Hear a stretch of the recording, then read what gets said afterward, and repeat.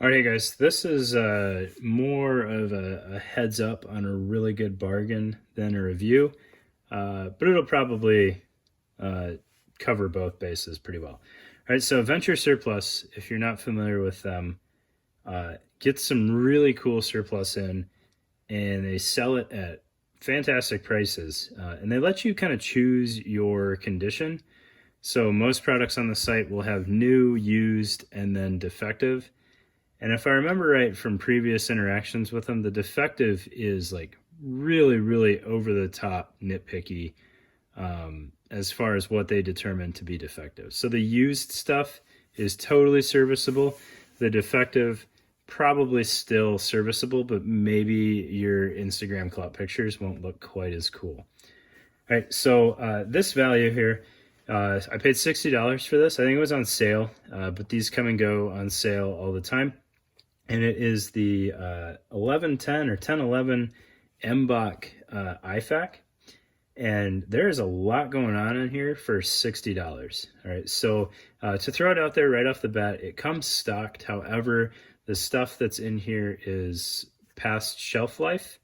Whether or not that matters to you is your decision to make. However, $60 for a stocked IFAK, even if I'm going to treat that as trash, is a solid deal. All right, so you get this kind of Blue Force Gear micro IFAK type pouch here, and then you get the Kydex tourniquet pouch.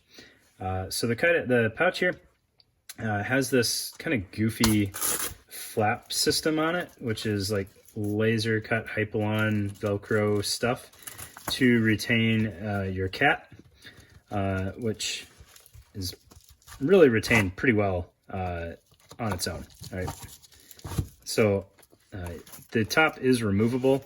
You just have to undo the bolts on the back of here to get that off of there, which I have not done yet because I wanted to show it to you guys assembled. All right, so that's a pretty neat pouch right there as it sits. Plus you got your cat, so let's call it we're super generous on this pricing, $10 Kydex pocket there with, again, being generous, we'll say $15 cat. All right, it's not the newest model cat, but it is new, so who really cares? All right, and then that all comes mounted on the Raven concealment Molly to belt adapter thing. They come in different sizes with different numbers of fingers. This is the 5-finger version, so it'll fit 2 rifle mag size pockets.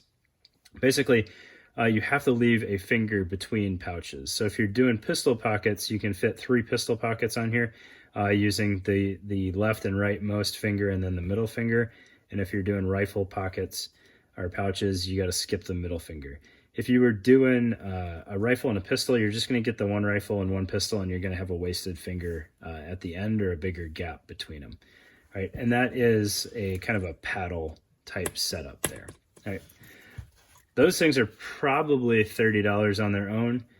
Granted, it's used. You can see my corner here is a little chewed up. No big deal.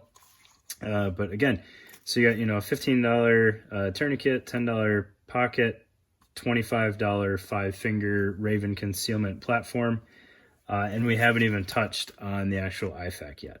Right? The IFAK is MOLLE mountable. Venture gave me one small malice clip there. I don't know if that was an oversight or if I'm misjudging what the malice clip is for, but you really need 2 to mount this thing, and it's a elasticized sleeve with kind of a traditional Cordura outer face, and then this insert. Probably gonna knock over the camera trying to get this out of here. It does come out pretty well when it's actually anchored to a belt or something. All right, so you can see the insert there. There's no real provision for belt mounting on here. However, you could pretty easily arts and crafts your way around that if you wanted it horizontally mounted on your belt. Just tying it to your belt or zip tying it to your belt, it would work. If you had a 1-inch belt, you could run it through here, or if you were feeling really squirrely, you could probably cut the MOLLE and just pass your belt through all of the MOLLE there. All right. I don't think that would destroy the function of the pouch. You would just split this center here and it might be a little bit more floppy. Not a big deal.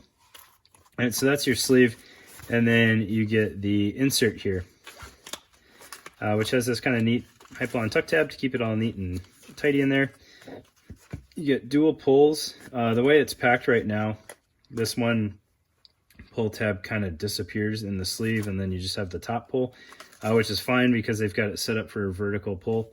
But you could kind of shift everything over and get more of that tab exposed. You could also tie some 550 cord loops or something, so you have a little bit more aggressive tether there. Right, and then when you open this thing up, mine came with a packet of lube, which coincidentally was glued to the NPA. I thought it was a leak in the lube, which is prone to happen, and I pulled that off and then realized it was glue. So you've got your lube, you've got your NPA in here. Probably never going to get this back, but no worries. You got your nitrile gloves.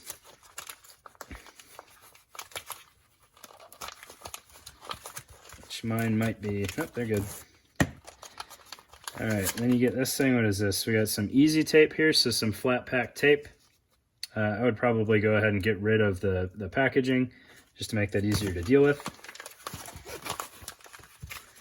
And we've got some Celox Rapid Hemostatic Z-Fold gauze, right? 3" by 2 feet. Maybe not as much gauze as I would like, but this is a pretty small IFAK, so no big deal. And then some Fox seals. I don't know if I've messed with the Fox seals specifically, but you do have your 2 chest seals there. Are these vented? Looks like you gotta pull the corner and burp it if you need venting, right? And then on this side, we've got a 4" flat pack trauma dressing, right? And here's your insert. Looks like this is clearmedical.com. I don't know, you can check what the stock pricing on this thing is. I haven't done that yet. But yeah, that is a ton of value in there. Well, let's just go through and see what's actually expired on here. If it's smart. Looks like this was 2017 on the chest seals. I don't know, I don't really put a whole lot of stock in the use by date. We got a June 19 for the flat pack bandage. Our hemostatic, which that expiration date might matter, is 2018. Tape, I would imagine, does not expire. Our lube, we wouldn't want to use old lube, right? I don't know. Maybe 2018 on here. And then our NPA maybe has seen better days. I don't know how well this one would work being so squashed like that. But I think that's just going to happen from being shoved in there. Maybe I would trade that out for a standard IFAK issue NPA. But yeah, that is the Venture Surplus IFAK. If you guys haven't seen it, check it out. Really good deal for $60. I think sometimes they go as high as 75, maybe 80. I still think that's a good deal. I think most of this is probably still usable. Or maybe you trade it out, make it a little bit more bleeding specific, get a combat gauze in there.